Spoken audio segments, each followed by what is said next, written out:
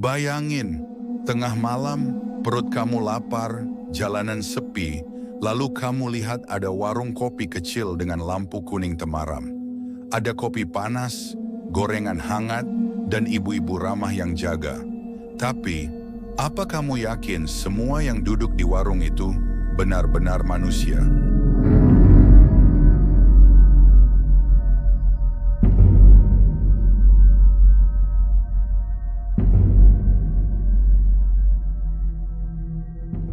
Malam itu hujan baru saja reda.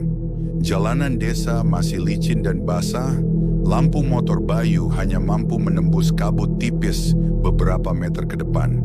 Jam di pergelangan tangannya menunjukkan pukul 00.30. Bayu, seorang karyawan pabrik yang baru selesai lembur, menguap berkali-kali.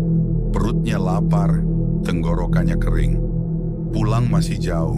Setidaknya 1 jam perjalanan lagi. Ia sempat berpikir untuk langsung tancap gas, tapi matanya sudah berat. Waduh, kalau dipaksa bisa oleng nih, gumamnya. Pertemuan dengan warung kopi saat melintas di sebuah tikungan, matanya menangkap cahaya kuning redup di pinggir jalan. Lampu bohlam 5 watt menggantung di depan warung kecil berdinding bambu. Dengan papan kayu bertuliskan Warung Kopi Burini. Di depan warung ada bangku panjang dari kayu, beberapa meja sederhana, dan ketel besar di atas kompor arang. Bayu lega, akhirnya bisa mampir. Motor tuanya ia sandarkan, lalu ia masuk sambil melepas jas hujan. Aroma kopi panas langsung menyeruak, bercampur bau gorengan baru diangkat dari minyak. "Malam, Bu," sapa Bayu sopan. "Malam, Nak. Kopi hitam," jawab si ibu sambil tersenyum ramah. "Iya, Bu. Kopi hitam 1 sama bakwan 2 ya." Ibu itu mengangguk, lalu tangannya cekatan meracik kopi tubruk. Bayu menoleh ke dalam, ternyata ada beberapa orang lain yang sudah duduk di warung itu. Seorang bapak tua berpeci hitam duduk sambil menunduk. 2 lelaki muda berpakaian rapi, wajahnya pucat. Seorang perempuan dengan rambut panjang menatap kosong ke meja. Tapi mereka semua diam. Tidak ada yang bercakap-cakap. Tidak ada yang menoleh. Seolah-olah tidak sadar ada orang baru. Bayu sempat kikuk, tapi ia berusaha santai.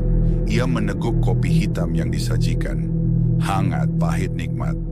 Gorengan bakwan pun gurih, persis kayak warung-warung kecil di kampung.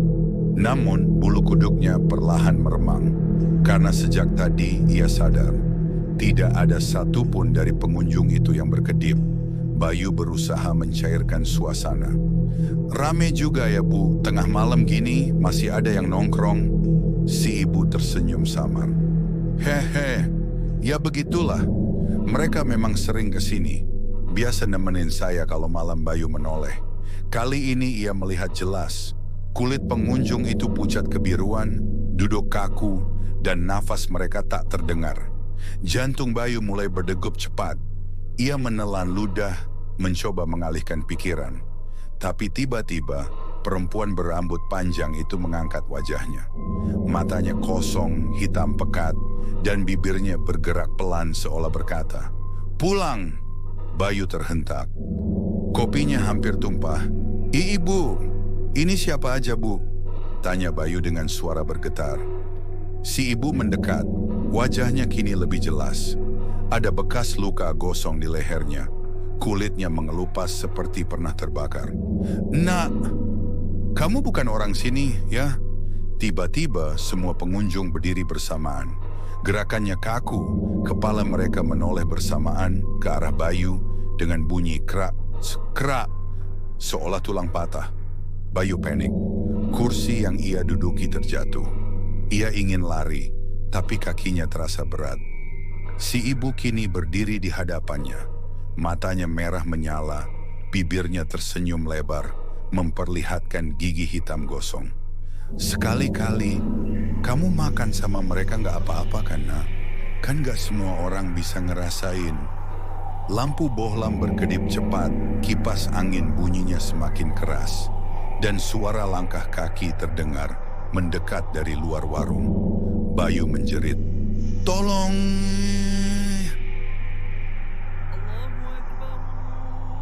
Tiba-tiba suara azan subuh terdengar sayup dari kejauhan. Blar, semua sosok di warung menghilang. Kursi-kursi kosong, meja berdebu, dan cangkir kopi Bayu kini retak berisi air keruh. Bayu tersentak, ia sudah berada di pinggir jalan, motornya masih terparkir, tubuhnya basah kuyup.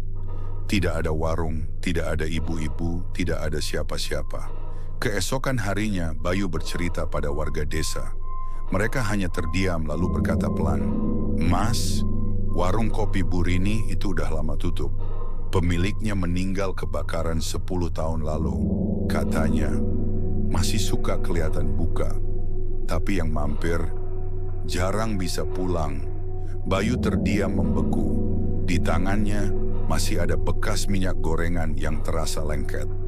Kalau kamu suatu malam melihat warung kopi sepi di pinggir jalan, dengan lampu bohlam kuning redup dan gorengan yang menggoda, hati-hati, karena tidak semua warung yang terlihat buka benar-benar milik orang hidup. Terima kasih sudah menemani kisah horor malam ini. Semoga kalian bisa tidur nyenyak. Kalau berani, jangan lupa like, share, dan subscribe, biar nggak ketinggalan cerita seram berikutnya di channel Abdan Story. Sampai jumpa di kisah horor selanjutnya. Dan hati-hati, siapa tahu warung kopi itu masih menunggu kalian di tengah malam. Sampai jumpa di kisah selanjutnya.